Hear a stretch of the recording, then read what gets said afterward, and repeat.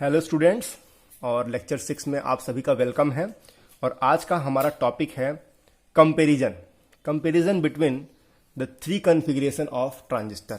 आज ट्रांजिस्टर के तीनों संयोजन common base, common emitter, common collector के different parameters, current gain, voltage gain, power gain, input resistance, output resistance, क्या application है, तीनों में हम एक कंपैरिजन करने वाले हैं।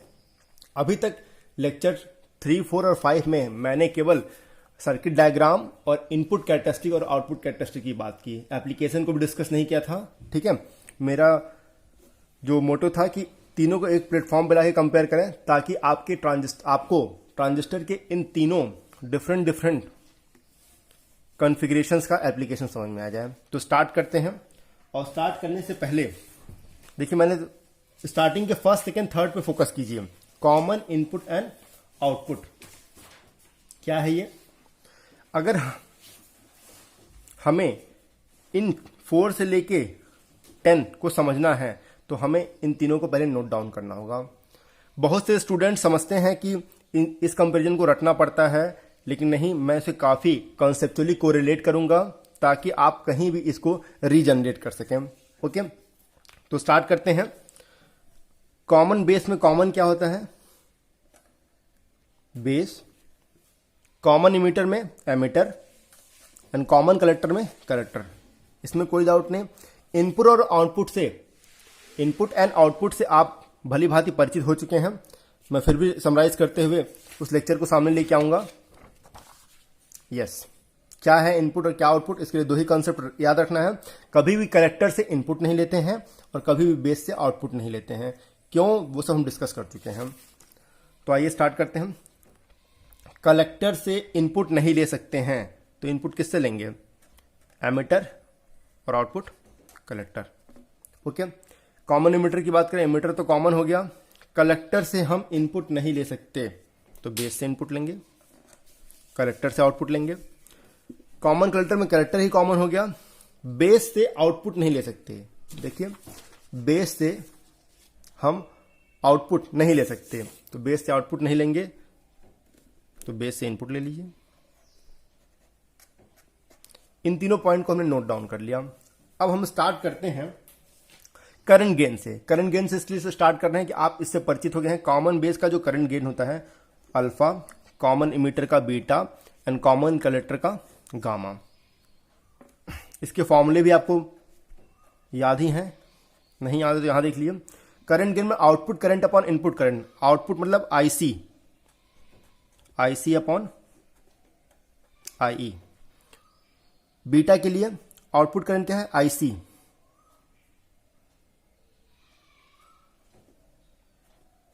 अपॉन आईबी,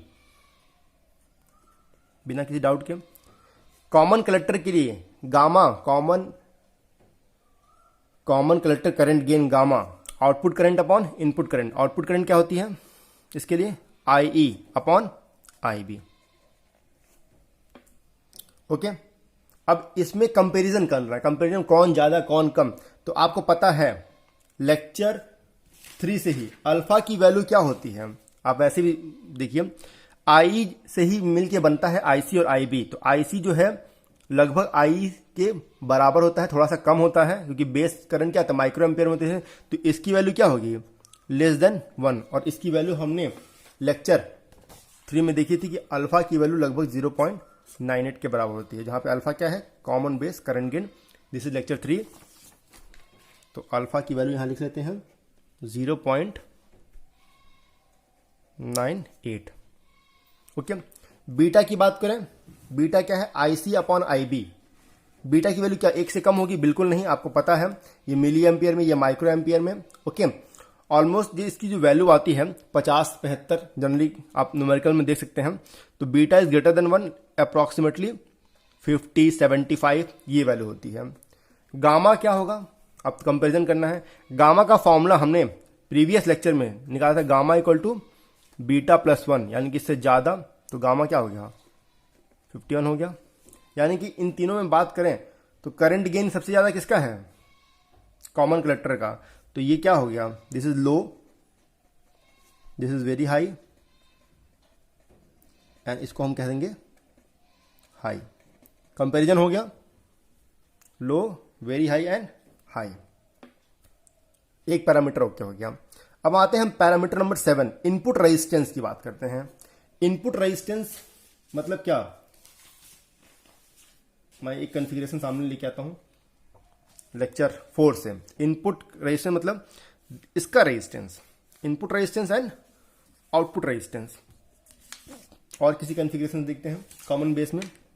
इनपुट रेजिस्टेंस का मतलब क्या, देखिए इनपुट लिया एमीटर से, आउटपुट लिया कलेक्टर से, जैसे सीबी कॉन्फ़िगरेशन दिख रहा होगा आपको। तो इनपुट किसे, जो कॉमन टर्मिनल है और इनपुट टर्मिनल के बेस का रेजिस्टेंस, यानी कि अगर इनपुट रेजिस्टेंस की बात करें तो ईबी का रेजिस्टेंस, बीई का रेजिस्टेंस और बीसी का resistance. Okay, this is input. And output क्या है, common terminal and output terminal के बीच का रेजिस्टेंस। तो इसे भी याद करने की जरूरत नहीं, अगर आपको डोपिंग का कॉन्सेप्ट पता है लेक्चर 2 से, जब हमने कंस्ट्रक्शन एंड डोपिंग की बात की थी। तो देखिए ओके, कॉमन बेस में इनपुट रेजिस्टेंस किसमें, इनपुट और कॉमन के बीच में। अब देखिए यहां पे इनपुट ई से ले रहे हैं, यहां बी से ले रहे हैं, बी से कंपेरिजन करना है। तो एमीटर डिफरेंट दिख रहा है। एमीटर की डोपिंग क्या होती है, सबसे ज्यादा होती है। डोपिंग ज्यादा मतलब कैरियर्स ज्यादा, यानी कि रेजिस्टेंस कम। तो इनपुट का रेजिस्टेंस क्या हो गया, कम हो गया, यानी कि लो। एरोस दिखा रहा है समझने के लिए। उसके बाद इन दोनों के इनपुट रेजिस्टेंस की बात करते हैं, लेकिन यहां पे इनपुट तो सेम है। तो सेकंड टर्मिनल पे जाइए, सेकंड टर्मिनल रहते common terminal, base to emitter and base to collector. तो इमीटर जो है ओके, अब हम कॉमन इमीटर और कॉमन कलेक्टर की चर्चा करें तो देखिए, बार्किंग डॉग्स की आवाज थी इसलिए मैं थोड़ा सा वीडियो को पॉज किया था। देखिए तो base to emitter and base to collector, base तो कॉमन है, अब डोपिंग इमीटर की ज्यादा यानी कि रेजिस्टेंस कम। तो अगर इन दोनों में कंपैरिजन करें तो this is very high and this is high. Clear है। इनपुट रेजिस्टेंस कैसे डिसाइड किया हमने, इनपुट टर्मिनल से। इमीटर की डोपिंग ज्यादा थी, रेजिस्टेंस कम हो गया। अब यहां पे इनपुट कॉमन है, इनपुट दोनों बेस है, तो हमने कॉमन टर्मिनल को रेफरेंस लिया। ठीक है, इसे आप एक तरह से याद करने की ट्रिक कह सकते हैं, क्योंकि जब आप एम्पलीफायर पढ़ेंगे तो आप तीनों कॉन्फ़िगरेशन का कैलकुलेट करेंगे। एआई की वैल्यू कितनी है, आरआई की वैल्यू कितनी है। जैसे एआई की वैल्यू इसके लिए एचएफई आती है। ओके, तो वो बात की बात है, लेकिन अगर आपको जानना है तो ये भी एक ट्रिक है। ओके, आउटपुट रेजिस्टेंस की बात करें तो हम आउटपुट टर्मिनल देखें। आउटपुट टर्मिनल इन दोनों का कॉमन है, यहां पे एमीटर है, एमीटर की डोपिंग ज्यादा, यानी कि आउटपुट रेजिस्टेंस होने वाला है लो, कम। अब यहां देखिए output resistance, output terminal collector, और कॉमन क्या है, collector to emitter and collector to base. Common base का डायग्राम मैं फिर से आपके सामने लेके आ रहा हूं। आउटपुट दोनों कलेक्टर ही हैं, कॉमन बेस का भी output terminal collector, common emitter का भी कलेक्टर। तो बेस की बात करें, कलेक्टर टू बेस का रेजिस्टेंस, कलेक्टर टू बेस का रेजिस्टेंस, कलेक्टर टू इमीटर का रेजिस्टेंस। अब देखिए एमीटर की डोपिंग फिर क्या है, ज्यादा है, रेजिस्टेंस कम। तो अगर इन दोनों की बात करें तो ये हो जाएगा वेरी हाई और ये हो गया आपका हाई। क्लियर है। यानी कॉमन बेस में इनपुट रेजिस्टेंस लो होता है, आउटपुट रेजिस्टेंस बहुत ज्यादा। कॉमन कलेक्टर में इनपुट रेजिस्टेंस बहुत ज्यादा होता है और आउटपुट रेजिस्टेंस बहुत कम। और इसी से रिलेटेड है एक एक प्रॉपर्टी देख लेते हैं। कॉमन कलेक्टर कॉन्फ़िगरेशन जो होता है, हाई इंपेडेंस से लो इंपेडेंस की सर्किट में इंपेडेंस मैचिंग का काम करता है। किसका काम करता है, इंपेडेंस मैचिंग का। अगर कोई सर्किट है जिसके इनपुट पे हाई एंड आउटपुट पे लो रेजिस्टेंस है, तो इसके बीच में क्या करेगा, इंपेडेंस मैचिंग, तो हाई टू लो का काम करता है। ऐसे कॉमन बेस जो होता है, लो टू हाई के बीच में, लो इंपेडेंस सर्किट से हाई इंपेडेंस सर्किट के बीच में अगर यूज करें तो इंपेडेंस मैचिंग का काम करेगा। ओके, ये प्रॉपर्टी हमारे रेजिस्टेंस से आ गई। अब बात करते हैं नेक्स्ट पैरामीटर वोल्टेज गेन की। वोल्टेज गेन के लिए मैं बताऊं, लेक्चर 5 में मैंने बताया था कॉमन कलेक्टर को बोला जाता है, बहुत ही फेमस नाम है इसका, इमीटर फॉलोवर।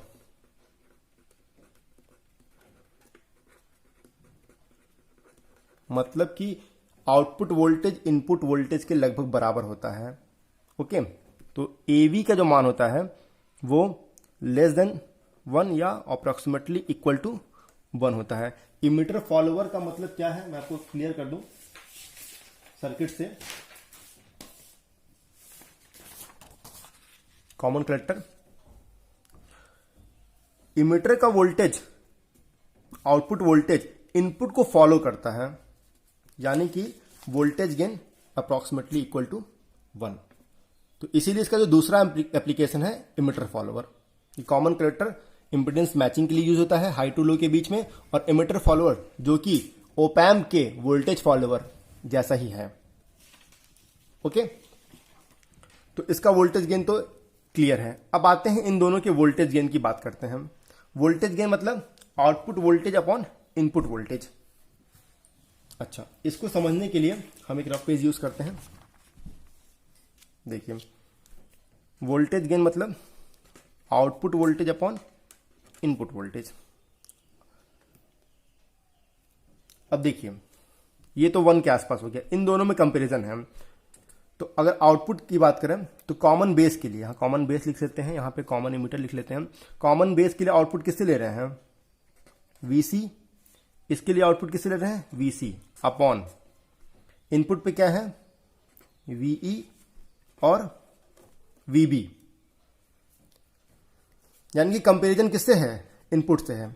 यहां पे देखिए रेजिस्टेंस की बात करें, रेजिस्टेंस कम, कॉमन बेस का इनपुट रेजिस्टेंस कम होता है, जाहिर सी बात है कॉमन बेस का इनपुट रेजिस्टेंस कम होता है। जब रेजिस्टेंस कम है तो रेजिस्टेंस के क्रॉस इनपुट पे ड्रॉप भी क्या होगा, कम होगा। यानी कि कह लें तो इनपुट वोल्टेज ही क्या होता है, कम। तो जो भाग देने वाला फैक्टर है वो नीचे है, वो कम है, तो ओवरऑल ये क्या हो जाएगा, बढ़ जाएगा। समझ रहा है। तो अगर हम वोल्टेज की बात करें इन दोनों में तो दिस इज वेरी हाई, और इसके कंपेरिजन में क्या होगा, हाई। क्लियर है। तो कहीं भी आप रिकॉल कर सकते हैं कि कॉमन बेस और कॉमन इमीटर कॉमन कलेक्टर में किसका वोल्टेज गेन हाईएस्ट होगा, दैट इज कॉमन बेस। कैसे किया मैंने, सिंपल, आउटपुट दोनों कॉमन है, इनपुट पे क्या है, यहाँ इमीटर है, यहाँ पे बेस। डोपिंग से देख लीजिए, डोपिंग से रेजिस्टेंस हो जाएगा, रेजिस्टेंस के क्रॉस ड्रॉप होता है, आपको पता होगा। अगर दो रेजिस्टेंस है R1 R2, तो R1 क्रॉस वोल्टेज क्या होता है, V into R1 upon R1 plus R2। Okay, तो रेजिस्टेंस से हम वोल्टेज ड्रॉप का कंपैरिजन कर सकते हैं। क्लियर है। अब अगला टॉपिक है पावर गेन। पावर क्या होता है, वोल्टेज और करंट का मल्टीप्लीकेशन। तो यहां से देख लीजिए, यहां लो है, यहां हाई है, यहां भी क्या है, लो है, बहुत ज्यादा है। कॉमन इमीटर में क्या है, दोनों हाई है, दोनों हाई है, तो इसे कह लीजिए very high. Low into high, high into low, that is दोनों मॉडरेट।